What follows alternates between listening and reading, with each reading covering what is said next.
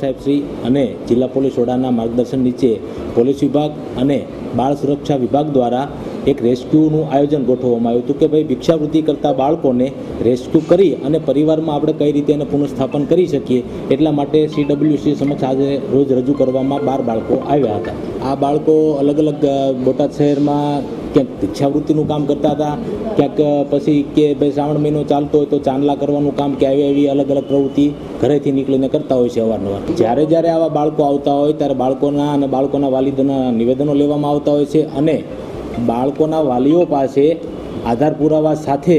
બાળકોના પરિચય પૂરેપૂરા લેવાતા હોય છે ઓફિસે અને પછી બાળકોને પરિવારમાં અને બાળક શિક્ષણ મેળવતા કઈ રીતે થાય એનું બાળ સુરક્ષા વિભાગ દ્વારા આયોજન કરવામાં આવતું હોય છે. અહીંયા જ્યારે બાળકને રજૂ કરવામાં આવતા હોય છે ત્યારે અહીંયાથી